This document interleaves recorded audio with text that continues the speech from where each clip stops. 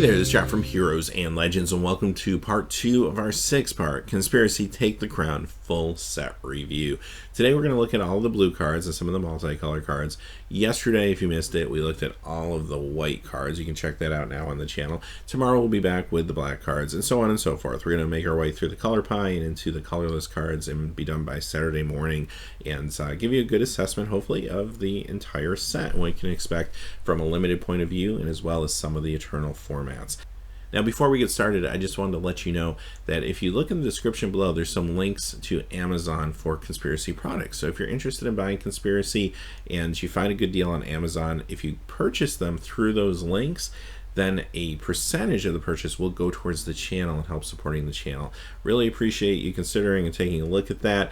I know a lot of folks can't always afford to do Patreon, and that's understandable. That can be hard to do. So this is another creative way, hopefully, to get some more support for the channel. But having said that, let's get talking about these cards. Now, in general, blue in this set is not doing anything surprising. It's kind of doing what blue traditionally does. You're going to see a lot of card draw, bounce spells, counter spells. It's a little more of a controlling color. It does pair very well with white for Azorius control, because white is doing a lot of things to really encourage you not to attack them.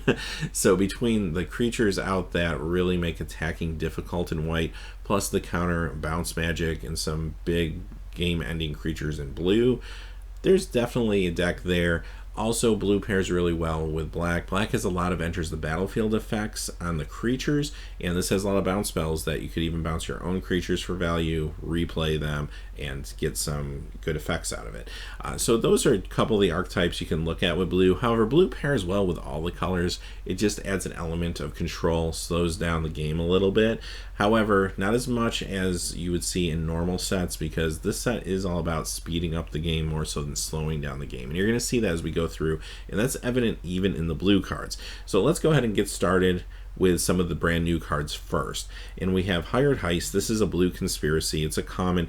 So there's a cycle of these. You get one of these in each color. This one in particular is going to let you use the Curiosity effect as a combat trick, at least the first time you use it. So you flip this over, you pay a blue, and if a creature of yours is getting in for some damage, you get to draw a card.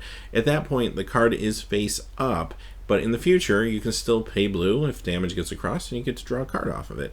It's actually pretty economical. I like this. There's a couple different ways you can look at it. You could pair this with a creature with evasion, for example, and you know you're going to get some value out of it most of the time.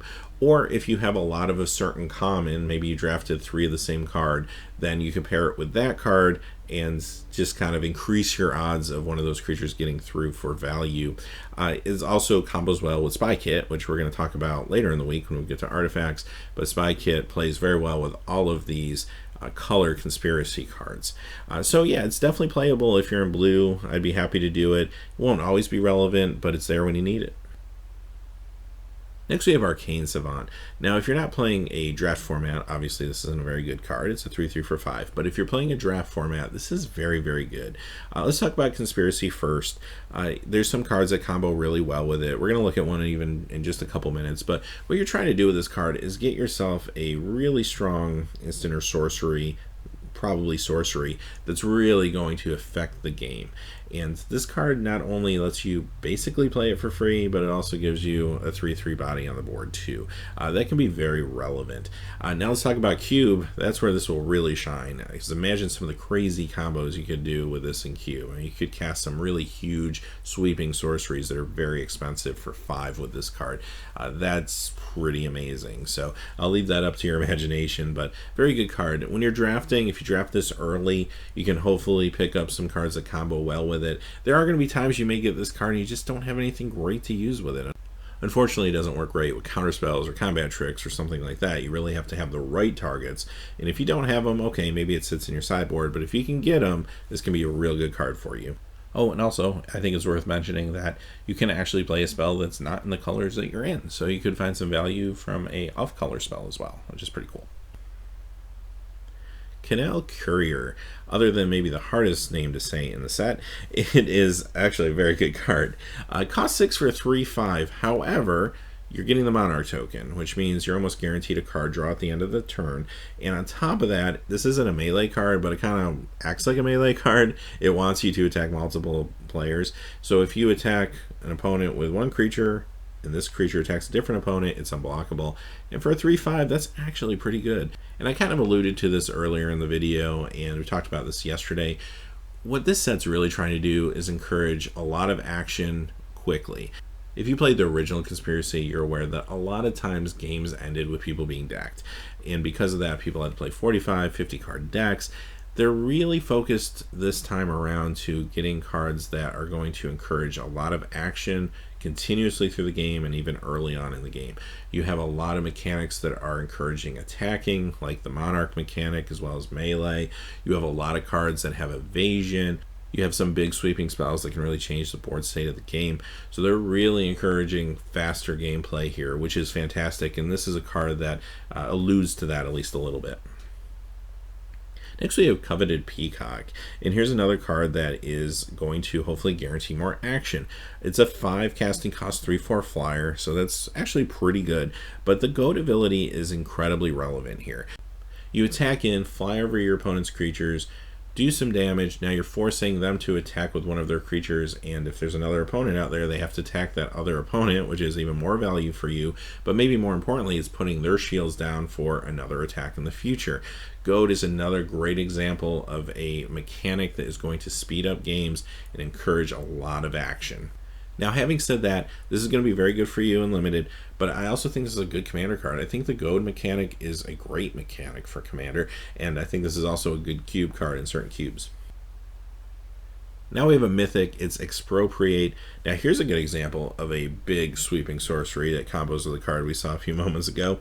This one's a Council's Dilemma. Basically what happens is, when you play this, you get to Time Walk, and then your opponents each get to vote whether you get to Time Walk again, or if you get to pick one of their permanents and take it permanently.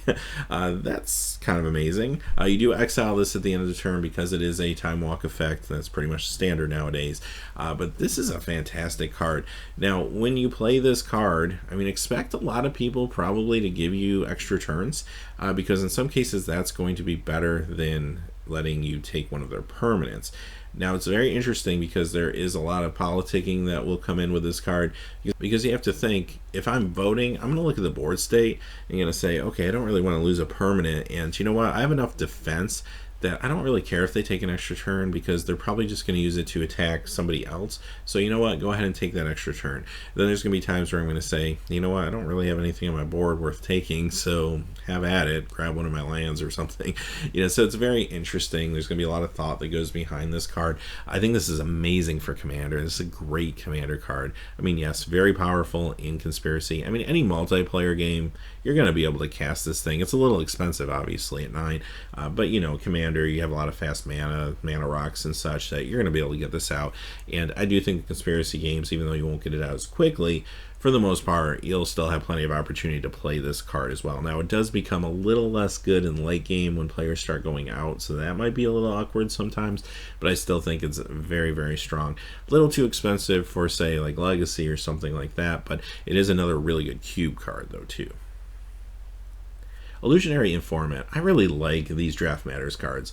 This one, I mean, first off, it's a fine creature. 1/3 flyer for 2. Yeah, I'm cool with that. Sign me up. But it's really that draft mechanic that I find intriguing. You draft this face up, which first off just says, hey everybody, I'm drafting blue, be advised. And then on top of that, at any time you can turn this face down and look at the next card drafted by the player of your choice. So this is just a phenomenal way to really see what the person next to you is hopefully drafting, and then stay out of each other's way. What I like about these cards is you have to consider that when you're an experienced drafter, you probably don't need this card that much or this effect that much, because you're used to reading signals. I mean, that's part of drafting. You eventually learn how to read the cards that are being passed at you. You can look at a second pick pack and kind of say, they probably took this or that. Once you get deeper into a pack, you can see what colors are coming back in greater abundance. You just get used to that. But what's kind of nice with a card like this is, for new drafters, it really starts to get them thinking about the importance of knowing what the people next to you are drafting and how that's going to play into the way you draft. And that's an invaluable lesson, and cards like this help those players learn that lesson. Phenomenal design. I think this is incredible. Next, we have Illusion of Choice, and I actually like this card in certain situations. It's very cheap, it replaces itself. Here's where I want to use this, though. I want to use this with my own Council's Dilemma cards. This isn't as good if you use it as an instant against one of your opponents, because as you've seen so far, the Council's Dilemma cards are really kind of one positive or the other. I'm giving you one good thing or I'm giving you another good thing, and of course there's one that's going to be better than the other at any given time. So manipulating the votes is okay, but it's going to be much, much better when I get to do it on a card that I'm playing and I'm making the decision for myself. For example, if we played that last card, I could simply time walk once and then steal each one of my opponent's permanents. That could get actually kind of crazy, right? So that's really where you want to use a card like this, when you're casting the spell more so than as a response to someone else's spell, if that makes sense. So if I have enough targets in my deck, yeah, I'm going to run this. If I don't have at least a couple of the Council's Dilemma cards in my deck, I'm probably going to skip this one. Hum Oculus, another goad card. I really like these a lot. This one's cheap. It gives you a nice little blocker, slows things down a little bit, and it encourages more action on the battlefield. So you play this. This is a nice blocker on its own, but you goad something, it just starts the chain reaction of attacks going on. Yeah, I don't mind running a couple of these in my deck. It's common, so you'll see a lot of them going around.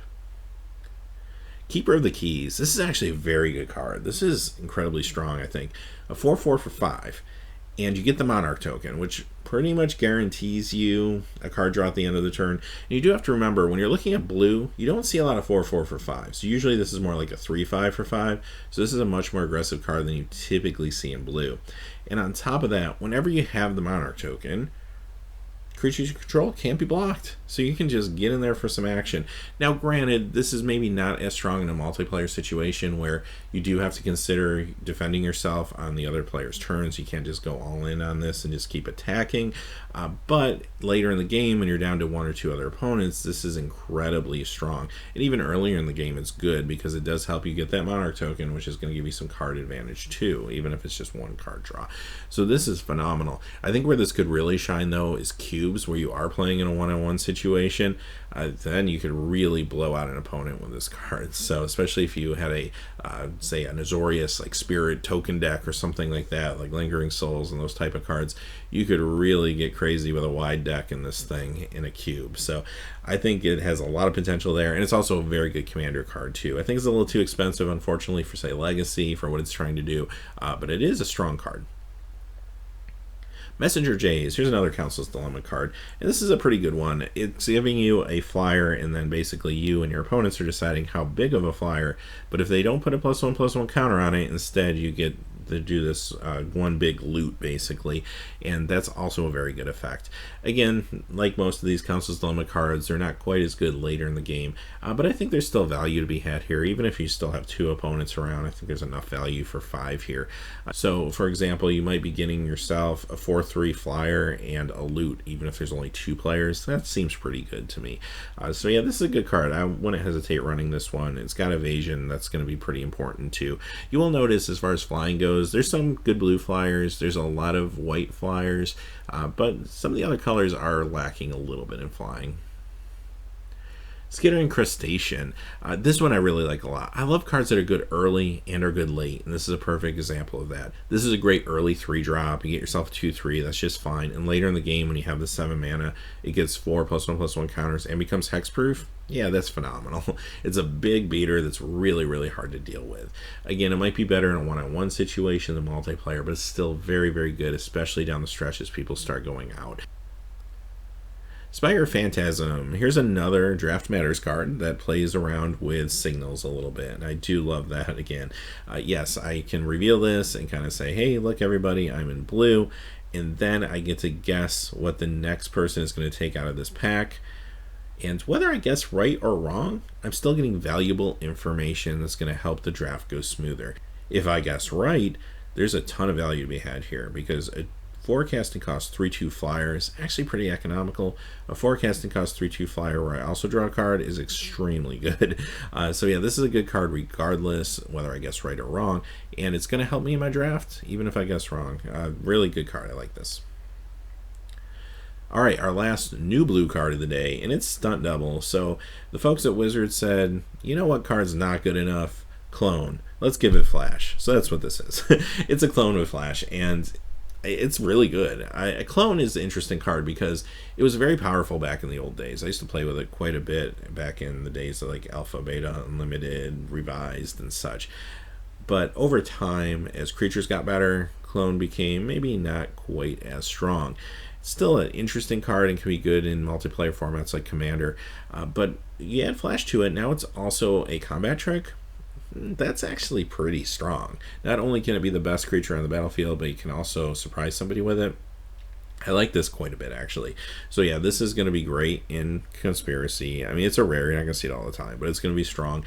This is great for cubes, phenomenal in Commander. So this will see a lot of play in, I think, a few different places. I do think it is a really good card, and I like the art and just kind of the whole tongue-in-cheek style of Stunt Double. It's pretty awesome. All right, we're going to move on to the blue cards that are reprints now. And you're going to notice, like I mentioned at the top of the show, these are relatively simple cards. Some of them I don't have a whole lot to say about because they are simple blue staples. There's a lot of counter magic, a lot of bounce spells, and even things like card draw, just what you'd expect from blues. So first we have Bonds of Quicksilver, and this is blues quote-unquote removal. It's kind of typical. It's an enchantment. It does have Flash, so you can surprise somebody with it. Just keep something tapped down. Pretty typical card for blue removal, if you will. Color of the Gals. I played with this in Limited before. I've actually liked it.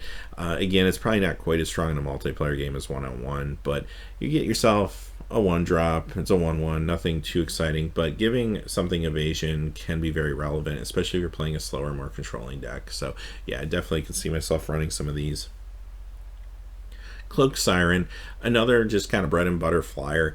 It's a 3/2, goes good again in Azorius decks where you have a slower build with a lot of flyers going on. But this one also doubles as a combat trick because it has Flash. So even though you're paying 4 for a 3/2, it's still good enough for sure in Limited. Next is Covenant of the Minds. This was originally from Shards of Alara, and I do feel that this is a card that's probably better in a multiplayer game than even it was in one-on-one. It's a pretty good card draw spell. I mean, you pay 5 for it, so you're kind of taking your turn off, but you can get away with that more sometimes in multiplayer than you can in a one-on-one matchup. And you get to reveal 3 cards. Target opponent chooses if you want to put those cards in your hand. So in a multiplayer game, you do again kind of have those moments of politicking a little bit, maybe trying to make alliances, so that might come into play. And if they decide to not give you those cards, you get to put them in your graveyard, so that does interact a little bit with some of the cards in black, which is notable, and you get to pick 5 cards. You get to draw 5 cards. So that's actually pretty strong. I mean, drawing 5 cards is pretty amazing. Even drawing 3 cards is good enough.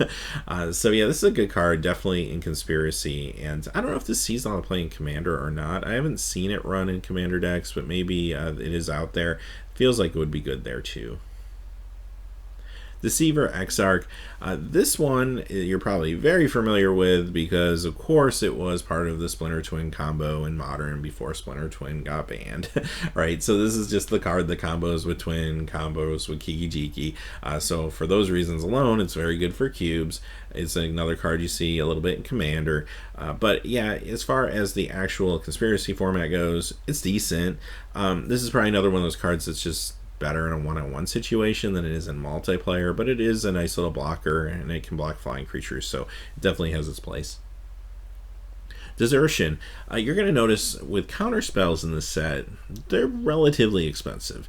There is at least one cheaper conditional counterspell we'll look at a little bit later, but for the most part, you're paying 4 or 5 for counterspells. Again, they don't want all the creatures to be countered when you're trying to put them on the board.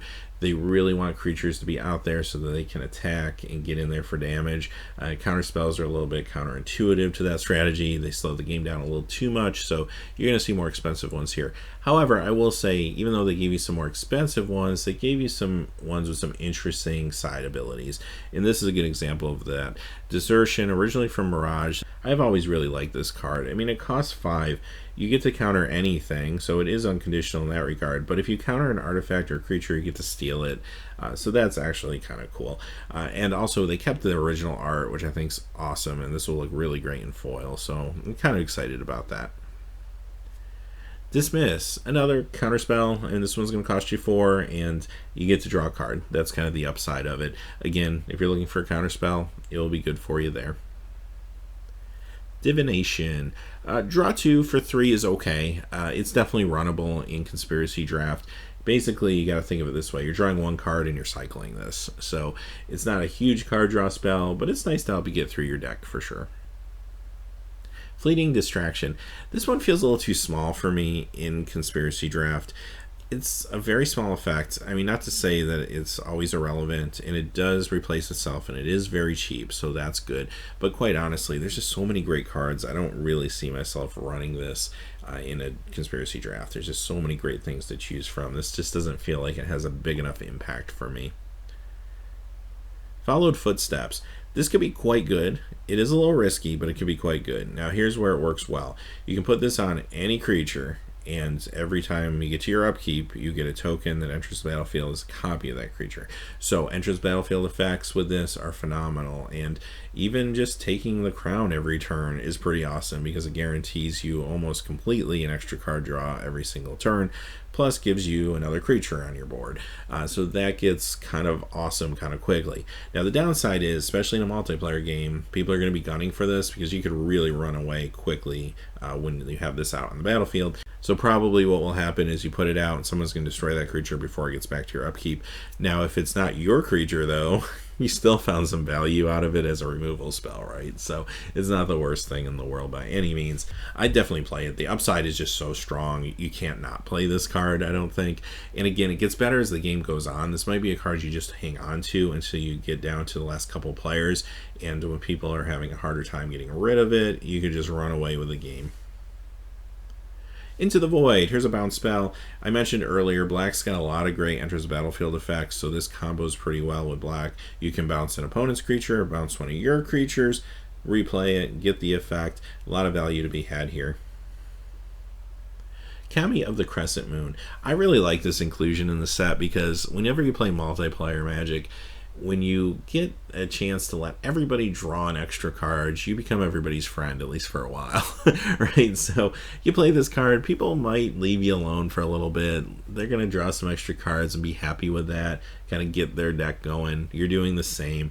It does, in a way, speed up the game because it's letting people see their deck faster, get to their threats faster, and hopefully get some more action going on the board quickly.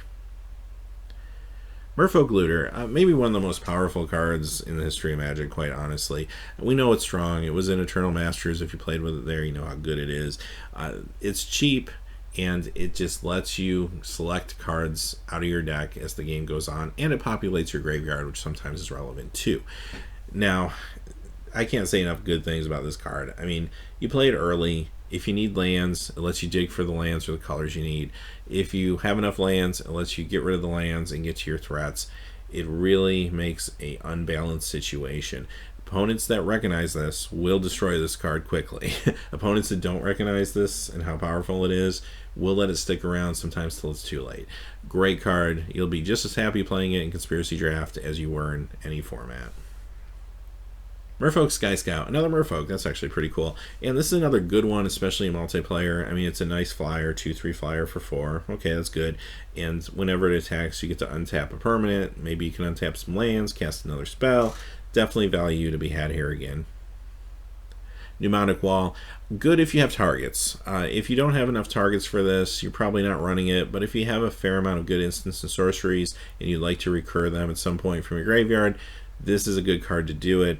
Works again very well with bounce spells in this color that you can replay this and get a spell back. Combos really well with Into the Void because you can bounce somebody's creature, bounce this, play this, get Into the Void back.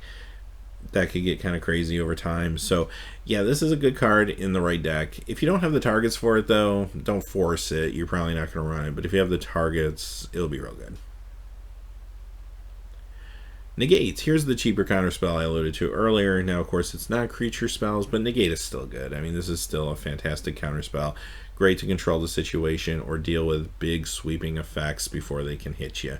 A really good card, especially in this format that has some really strong sorceries. Omens Speaker. I always like this card. Again, it's a nice little blocker, and you get to scry 2 when it comes to the battlefield. So early in the game, that can be real important, help smooth out your land a little bit, if nothing else. If you do happen to flicker this or bounce it in the game, great, more value. But even if you don't, the early value of fixing your land can be very good. Repulse, again, just another bounce spell. Now this is bouncing a creature at instant speed. It costs 3 because it's also letting you draw a card. So this is a classic spell. It's good. If you're looking to bounce, it's there for you. Serum Vision. Now here's a great reprint. This, of course, you're probably very familiar with the fact that this was a common from 5th Dawn, and it became a $5-6 common because of all the play it gets in Modern. Now Modern, they banned a lot of the blue kind of card draw, card selection spells like your Ponders and stuff like that. So Serum Visions is kind of the go-to card in Modern for that ability, and because of that, it became kind of expensive for a common. So players really wanted to see this reprinted for a long time. It seemed like it was taking forever, but here it is. It is here. It's at uncommon, but that's still okay. It's going to create enough of these cards in the market to bring the price down, which is fantastic. And yes, it's still a good card to play in Conspiracy Draft too. Show and Tell, another huge reprint. Now this one's a mythic, originally printed in Urza's Saga, and this card has been huge for many years in Legacy. This is a $55 card if you're looking for the Urza's Saga version. It was reprinted once as a Judge's promo in foil. They'll run you about $75. So this is a pretty big pull. Now the art you see here is from the Judge's version, but aside from all that, I mean, you're probably familiar with this card because of decks like Sneak and Show and Omnitel. I mean, there's 2 Legacy decks that actually have the card name in the title, so that tells you how relevant it is. Sneak and Show obviously plays with Sneak Attack, Omniscience, and Show and Tell make up the Omnitel deck pieces. But yeah, fantastic card. Here's what's kind of funny about this card to me. A lot of people expected to see this in Eternal Masters, myself included, and then of course that set got spoiled and everyone's kind of like, where's Show and Tell? Why is that not here? Sneak Attack's there. Where's Show and Tell? But poor Wizards, I mean, they knew the whole time the reason they were holding this card back is because this is an incredible multiplayer card for this Conspiracy set, and that's why it ended up here instead of Eternal Masters, and I think that's still great. So think of this from a multiplayer perspective. You play this early, everybody gets to put a big card down. It really encourages faster gameplay. That's exactly what this set's trying to do, is encourage early and often attacks, make it so people aren't getting decked as frequently. Show and Tell just goes a long way to help with that in certain games. Granted, it's mythic, you're not going to see it all the time, but it's just such a good fit for this set, and that's why it's here. So phenomenal reprint, great from the financial point of view as well as from gameplay point of view. So thank you, Wizards, you knocked it out of the park with that one. Sphynx of Magazi. This is actually pretty strong, especially in multiplayer. If people can't take care of it, it's going to start running away with the game a little bit. You have time to cast this. It costs 6, 3 on color, which is a little tight if you're thinking about a more traditional one-on-one scenario. But in multiplayer, this is very castable, and you get yourself a 6/6 flyer, and you can pump it with +1/+1 counters and draw cards. Yeah, sign me up. This will be great. Again, if your opponents can deal with this, they're going to deal with it, and they'll deal with it quickly. If they can't deal with it, it gets out of hand. Again, another card that's probably better in the late game when there's less opponents that can do something to it. It could be very strong and help you finish out a game. Traumatic Visions. Here's another counter spell with upside that costs a little more, but let's face it, this is all about the basic land cycling. If you're trying to go deep, maybe you're trying to go 3 colors, maybe even 3 colors splashing a 4th or something like that, you're going to need these basic land cycling cards. That's where this will really come in handy. As far as its ability goes, yeah, you know what? Once you have your mana smoothed out, it's a fine ability for the late game. A counterspell is always good, but you're not going to play this as a straight counterspell. You're only going to play this if you really need the basic land cycling ability. Vaporkin, a nice little attacker. Again, the card that's probably better in a one-on-one situation than it is in multiplayer, but it's a 2-drop, it's good for your curve, and it can get in there and do some early work. I like it. Again, another aggressive flyer they put in here to encourage some early attacks. And our last reprint in blue today is a Vertigo Spawn. it's a blue and 1 defender for 3, but at the same time it's a little more than that because it does encourage people to just not touch you. This is one of the cards, and I mentioned that white has a lot of these cards. Well, this one plays very well with those white cards. It's just a card that makes people feel like, I'm just going to attack somebody else. I don't want to deal with that hassle right now. Who needs that right now? So, and that really helps you play a slower, methodical, controlling game, even in an environment that's really about aggression. So I do like this inclusion in the draft for sure. All right, let's move on to some multicolor cards. We're going to look at Dimir first, and we have Duskmantle Seer here. This one's interesting because this was from Gatecrash, and it originally was a mythic rare. This time it's a rare, which I think is very fair considering the card. But here's what's crazy about this card. I mean, first off, if you're not familiar with it, it's a 4/4 for 4, and you don't see that a lot in Dimir, much less a 4/4 for 4 with flying. So that's very aggressive for Dimir colors, and that's probably why it was mythic to begin with more than anything. Now the effect is also very interesting because basically on your upkeep, everybody gets to Dark Confidant. Everyone gets to flip the top card and take damage for the mana cost, and they get to draw that card. If I was going to look at the cards from the history of Magic and pick one card to reprint in this particular set that makes sense with what I'm trying to do, this is probably the card, as crazy as that sounds. Financially, it's not a huge card. You can pick these things up for $1, $2. They weren't a big hit or anything at the time. But this does everything Conspiracy's trying to do. It's a evasive, large creature that's relatively cheap and economical. It's causing action by letting people draw a lot of cards, and it's even putting players on a clock because eventually that card draw is going to kill them. So it forces you to play a faster game. Again, it's a rare, you won't see it all the time, but when it does show up, it's going to speed games up tremendously while it's on the battlefield. This is exactly what Conspiracy is trying to do to prevent those long, drawn-out multiplayer games where nobody's doing anything and people just end up getting decked. This is the type of thing that's going to make this format more fun. Great inclusion, really smart. Next we have another reprint, Shipwreck Singer. This is a card that's probably better in a multiplayer format than one-on-one, simply because you can pay into this to force a creature to attack, but it doesn't have to attack you. So if you have some good blockers set up, they're going to kind of have to attack somebody else. Again, it forces action, kind of messes with the board state a little bit. So I do like this in this particular set. Stormchaser Chimera. So this is the lone Is It card of the set. This is also a reprint. It's a fine card. I mean, you do want to think of it this way, though. It's a little expensive, I think, for what it's trying to do, but scrying is very good in the late game. So if you can afford to run maybe a copy of this in your deck, I think you'll be happy. You don't want to run too many copies because you don't want to give this thing like in your opening hand typically. I mean, this is a better late drop. You can drop this for 4. It's a 2/3 flyer, which is okay. I mean, that's fine. But really the bread and butter of this card is scrying and pumping the power. It doesn't pump toughness, which makes it a little fragile, which means it's not always going to be able to get in there and rumble. But the scrying is actually very strong, especially in the late game to let you get some card selection. So again, I'm happy with a 1 of if I'm running maybe an Is It build. And finally, our last card of the day is a brand new one. It's Leovold, Emissary of Trest. This is an interesting card to me. It's a 3/3, it costs 3. You know, granted, it's black, green, and blue, so it's going to be a little bit harder to cast. But its effect is interesting just because it kind of cuts off your opponent's card draw. So your opponents can only draw 1 card per turn. Now, granted, on another turn, so let's say they draw their 1 card, they take their turn, pass their turn. On someone else's turn, they could play an instant card draw ability and still be able to draw 1 card, but they can't do more than that. So it really restricts them quite a bit. Meanwhile, it doesn't restrict you from drawing cards, and if somebody tries to get rid of this with, say, a removal spell, you get to draw a card, so you get some value out of it. It is a legendary creature, so it can be a commander. It could keep coming back. Here's the thing with this card. I think it's going to be strong in Commander, but I almost think it's one of those cards that's almost too strong.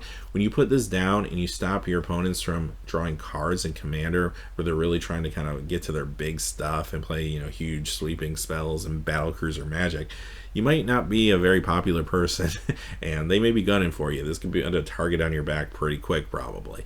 It could still be strong and fun, but just depends on your play group and what kind of decks they're running and that type of thing. So it is a card that feels like it was probably meant to be played there, but it does feel like it would be tough to win with this card. Now, secondly, yes, you can put this in a cube. It kind of makes sense there. Again, as long as you can cast it, there's usually a lot of card draw spells in cubes, so this kind of controls your opponent a little bit, and it makes a little more sense maybe in a one-on-one situation. Again, Conspiracy Draft, I think it's a good card as long as you can swing the mana cost. It will be fine, but again, you have to realize that people could be gunning for you a little bit. Maybe not so much in Conspiracy Draft because card draw spells aren't going to be as abundant as, say, Commander or Cube or something, right? But, you know, at some point this will get a little bit annoying and players are going to have to deal with it. Could this see play in Vintage or Legacy? Perhaps. I can't really think of what deck's looking to do it, but it is very powerful to cut off card draw in those particular formats from your opponent. So if there's a deck that can swing this, I could see somebody trying to at least play test with it or try to brew with it. Let me know in the comments below if you think there's some potential for this one in Vintage or Legacy. I feel like it could be there. It's definitely got some possibilities. Having said that, those are the cards for today. So we'll be back tomorrow. We're going to look at all the black cards tomorrow, and then the following day we'll look at red and then green, and then Saturday we'll wrap things up with the colorless cards. So until then, hey, thanks for watching. Please remember to like and subscribe, and have a great day. Hey, thanks as always for watching. This video, like all my videos, was made possible by the generous support of viewers like you on Patreon. Even a donation of $1 helps me to keep growing this community and creating better quality content for all of you.